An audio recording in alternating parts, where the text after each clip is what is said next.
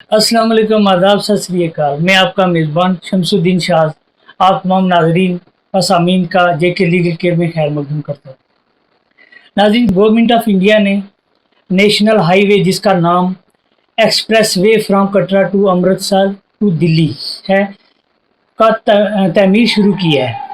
इस प्रोजेक्ट की तमीर कई रियासतों और बिलखसूस UT of Jammu and Kashmir में बहुत सारी एग्रीकल्चर लैंड को एक्वायर किया है। इस एक्विजिशन के दौरान जो लोग ज़मीनों के मालिकाना हकूक रखते थे उनको मुआवजा देने के इक़दाम किए गए, मगर एक तबका ऐसा भी है जिसको कस्टोडियन लैंड अलाट हुई। जो लोकल लोग हैं इनको कोई मुआवजा ना दिया गया। ऐसे लोगों के पास कानूनी चाराजोई का क्या रास्ता है? इससे जुड़े हुए बहुत सारे सवालात का जवाब देने के लिए आज हमारे साथ मौजूद हैं farmer senior additional advocate general जनाब हसैन अमन सिद्दीकी एडवोकेट। सिद्दीकी साहब, आपका जेके लीगल केयर में खैर मकदम है। बहुत बहुत शुक्रिया। सर, ये बताएं कि 2013 का एक्ट बड़ा तारीखी एक्ट है, इसके बारे में हम आपसे जानकारी हासिल करना चाहेंगे कि इसके मेन फ्यूचर या मेन ऑब्जेक्ट क्या क्या है। देखिए, उस एक्ट के हवाले से इससे पहले भी मैं किसी एक चैनल के साथियों से बात कर चुका हूँ।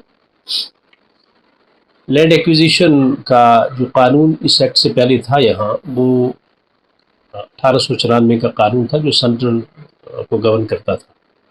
अलबत्ता हमारी स्टेट में 1934 में एक एक्ट स्टेट के महाराजा बहादुर साहब ने इनेक्ट किया था। तो उनमें जो प्रोविज़न थे लैंड एक्विजिशन के, वो एक तो ये था कि पब्लिक पर्पज़ के लिए लैंड एक्वायर होनी है, उसके लिए पहले नोटिफिकेशन होगी और नोटिफिकेशन के बाद ऑब्जेक्शन इनवाइट होंगे। ऑब्जेक्शन को डिस्पोजल करेगा कलेक्टर और उसके बाद उसकी एक नोटिफिकेशन गवर्नमेंट इशू करेगी सेक्शन 6 में, और फिर फर्दर प्रोसीडिंग्स जो है उसकी होंगी। उसमें जो कंपनसेशन का एलिमेंट था वो ज़रा कम था। एक तो मार्केट वैल्यू उसमें दी जाती थी, सोल्यूशन का रेट भी जो है वो 15% था। इसी तरीके से डिलेड पेमेंट पर इंटरेस्ट जो था वो 6% था। फिर अगर साल से ज़्यादा डिलेड है तो 10% था। और कोई रिसेटलमेंट और रिहेबिलिटेशन का पैकेज उसके अंदर उस अंदाज से नहीं था जिस अंदाज से होना चाहिए था जहाँ लार्ज स्केल एक्विजिशन होती है। उस कमी को महसूस करते हुए पार्लियामेंट ने 2013 में एक बड़ा कम्प्रिहेंसिव एक्ट जो है वो लाया, और उसके अंदर जो मेन तब्दीलियाँ थी वो एक तो ये थी कि न सिर्फ एक्विजिशन की जाए, एक्विजिशन के साथ साथ एक सोशल इम्पैक्ट स्टडी भी करवाई जाए, उस एक्विजिशन के इफ़ेक्ट क्या होंगे, और दूसरा उसमें जो लोग अफेक्टेड होंगे उन अफेक्टेड फैमिलीज़ को या उस एरियाज़ की रीसेटलमेंट पैकेज भी जो है वो उनको दिया जाए। और फिर उसमें जो कंपनसेशन का एलिमेंट था वो शेड्यूल के अंदर दिया गया है, कितना एक उसमें कंपनसेशन के अंदर क्या क्या इंक्लूड होगा। तो लैंड का कंपनसेशन है, उसके साथ जुड़ी एमिनिटीज़ का मामला है, और इसी तरीके से ये जो सोलेशियम है, जाबराना जिसको हम आप उर्दू में बोलते हैं, तो वो 100% कर दिया गया। इसी तरीके से जो बहुत सारी एमिनिटीज़ अगर कहीं लार्ज स्केल पर अफेक्ट हो रही है तो जो एक्वायरिंग अथॉरिटी है उसको वो एमिनिटीज़ जो है वो भी प्रोवाइड करनी है उस अफेक्टेड एरियाज़ में, ताकि इसके इम्पैक्ट को मिनिमाइज़ किया जा सके। मगर इस 2013 के एक्ट ने एक शेड्यूल 4 जो है वो जुड़ा हुआ है, जिसमें बहुत सारी एक्विजिशन के केसेस स्पेशल एक्ट्स के अंदर रेगुलेट होते हैं। जैसे नेशनल हाईवे का अपना एक्ट है, और उसमें जो नोटिफिकेशन इशू होगी वो सेक्शन 3A में इशू होगी, और वहाँ से एक्विजिशन का प्रोसेस कॉम्पिटेंट अथॉरिटी और फिर जो है वो स्टार्ट करेगी। तो ये जो प्रोसेस है इस एक्ट के शेड्यूल 4 के अंदर तकरीबन कोई 13 ऐसे कवानीन थे जिनको इस एक्ट से एग्जेम्प्ट रखा गया था शुरू में, और जिसमें नेशनल हाईवे एक्ट भी जो है वो एग्जेम्प्ट था, इसलिए कि ये एक सेल्फ कंटेंट प्रोविजन है। इसी तरीके से और बहुत सारे एक्ट जो उसके अंदर हैं शेड्यूल के अंदर, उनको इसीलिए एग्जेम्प्ट किया गया था कि इसके प्रोविजन जो है ज़्यादा रिग्रेस है, ज़्यादा सख्त है, ताकि ये वहाँ पे ना लगाए जाए।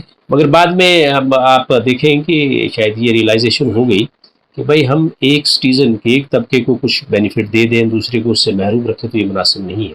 तो फिर ministry of road transport service ने इसको मैटर को एग्जामिन किया कि नेशनल हाईवे एक्ट के रेफरेंस से उनको से प्रोविजन इस एक्ट के वहाँ अप्लाई होंगे, और उसके बारे में फिर सेंट्रल गवर्नमेंट ने एक डिटेल आर्डर जो है वो पहले इशू किया। एक तो इस एक्ट को अप्लाई कर दिया गया नेशनल हाईवे के ऊपर, और फिर 2017 में और काफ़ी एलाबोरेट कर दिया गया कि कौन कौन से प्रोविज़न जो है इस 2013 के एक्ट के नेशनल हाईवे के ऊपर लगेंगे और किस तरीके से जिनकी लैंड एक्वायर होगी उनको ज़्यादा से ज़्यादा फ़ायदा पहुँचाएगा। जी जी। तो ये बताइए कि जो नेशनल हाईवे है जिसका नाम है express highway from Katra to, तो इसमें कौन सा इसमें बहुत सारी ज़मीनें लोगों के जो एक्वायर की गई हैं, तो इसमें जो एक्विजिशन या जिसमें जो मुआवजा लोगों को दिया जाए वो इस एक्ट में दिया जाएगा या कि किसी और एक्ट में दिया जाएगा? देखिए, जब अब तो इस वक्त ये हो गया कि जो 2017 की नोटिफिकेशन है गवर्नमेंट की, जिसमें बड़ा क्लियर कर दिया उन्होंने कि एक्विजिशन तो नेशनल हाईवे एक्ट के अंदर होगी, मगर जो बेनिफिशियल प्रोविज़न इस 2013 के कानून के हैं वो सारे इसके अंदर जो है वो रीड किए जाएंगे, पढ़े जाएंगे और अप्लाई किए जाएंगे। तो इस तरीके से जिन लोगों को जिनकी ज़मीनें जो है वो एक्वायर होंगी उनको ज़्यादा से ज़्यादा मुआवजा जो है वो 2013 के एक्ट के अंदर जो है वो मिल सकता है। इस वजह से उस एक्ट को नेशनल हाईवे एक्ट का समझिए एक जुज़ बना दिया गया है उसकी एप्लीकेबिलिटी में, जो 2017 की नोटिफिकेशन आई है मिनिस्ट्री ऑफ रोड ट्रांसपोर्ट की। तो उस नोटिफिकेशन के तहत अब ये कोई बात जो है डाउटफुल नहीं रही कि 2013 का जो एक्ट है वो नेशनल हाईवे के ऊपर भी अप्लाई किया गया है। इसलिए जो एक्विजिशन नेशनल हाईवे के लिए, एक्सप्रेस वे के लिए होगी, उसके अंदर सारे जो प्रोविजन 2017 के 13 के एक्ट के हैं वो सारे लागू होंगे। जी जी।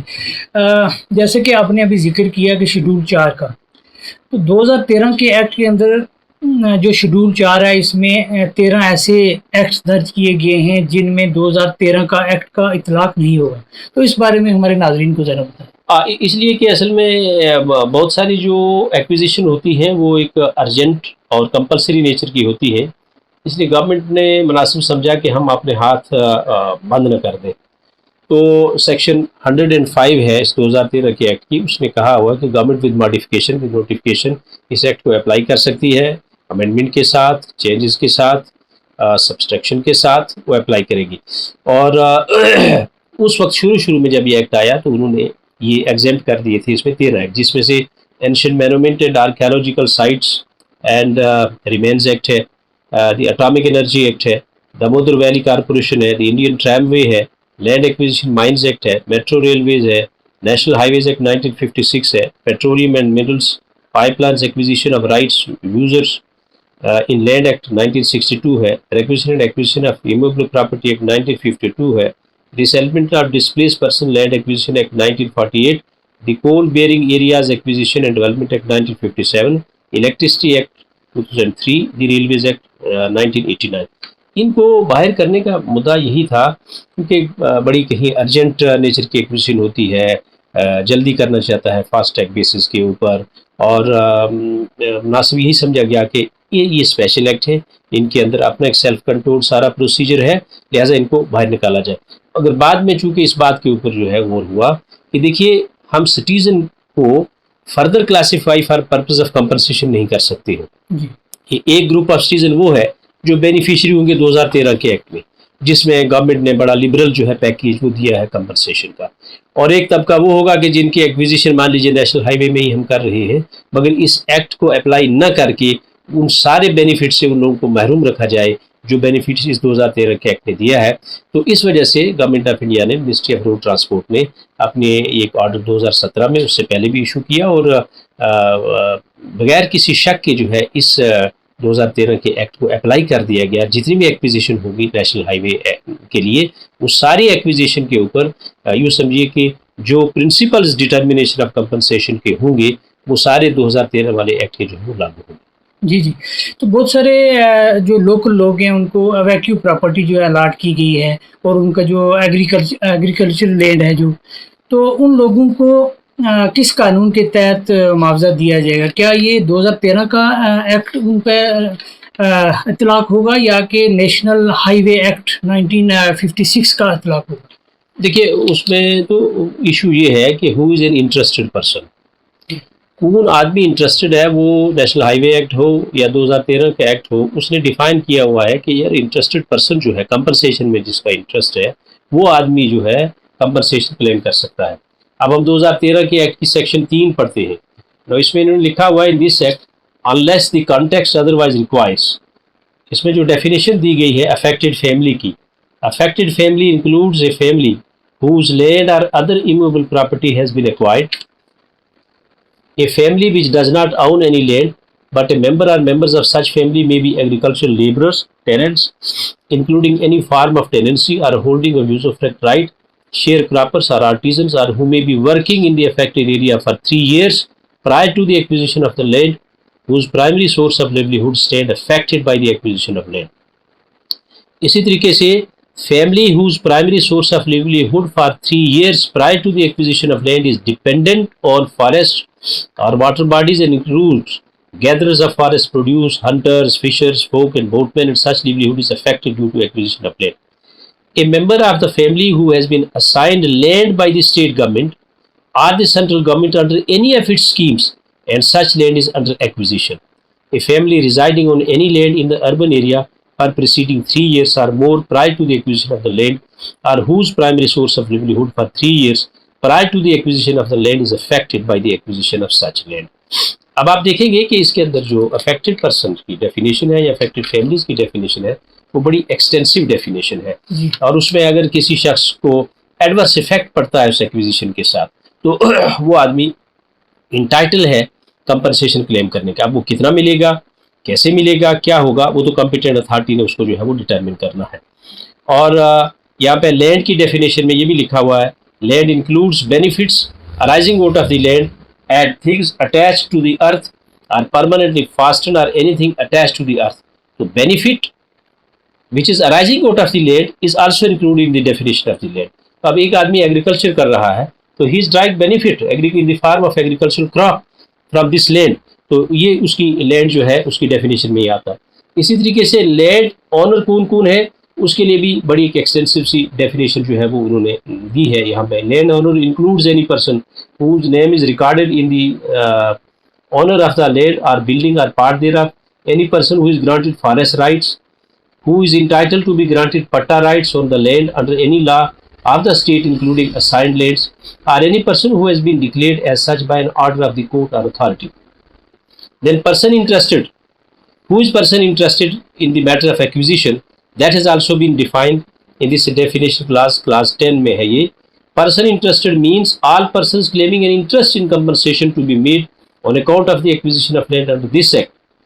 Then further says persons having tenancy rights under the relevant state laws including sharecroppers by whatever name they may be called, and any person whose primary source of livelihood is likely to be adversely affected. तो अब आप person interested की definition ले लें इस act के अंदर 2013 के एक्ट के अंदर, या जो अफेक्टेड फैमिली है तो वो तो किसी तरीके से इसमें कोई शक की गुंजाइश नहीं है कि जिस आदमी का थोड़ा सा भी इंटरेस्ट है, वो एग्रीकल्चर लैंड के अंदर उसकी होल्डिंग है, वो एग्रीकल्चर प्रोड्यूस है, वो एग्रीकल्चर क्रॉप है, वो फॉरेस्ट के ऊपर राइट्स है, all such persons they are entitled to get compensation for the reason that their livelihood has been adversely affected.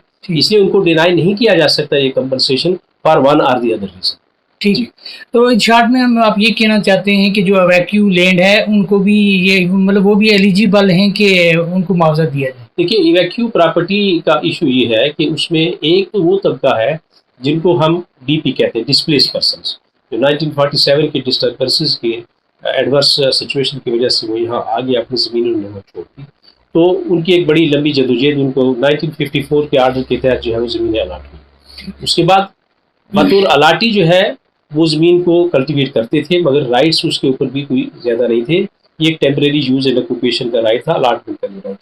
फिर 1976 में जब एग्रेरियन रिफॉर्म्स को इनेक्ट किया गया तो वो हमारे डीपी से मुतालिक जितने भी उनके लीडर्स थे उन सब ने एक बड़ी स्ट्रॉन्ग मूवमेंट चलाई और उसके नतीजे में सेक्शन 3A 3 अलफ उसको इनेक्ट किया गया और उसके तहत ये कहा गया कि भाई जो displaced person cultivating land personally in करीब 1971 they shall be declared as prospective owner और टेनेंट जो भी वो उसमें होगा, तो उनको मोरूसी राइट जो है, ऑक्यूपेंसी टेनेंसी राइट जो है उनको दिए गए और वो राइट्स हेरिटेबल भी हैं, वो राइट्स ट्रांसफरेबल भी हैं।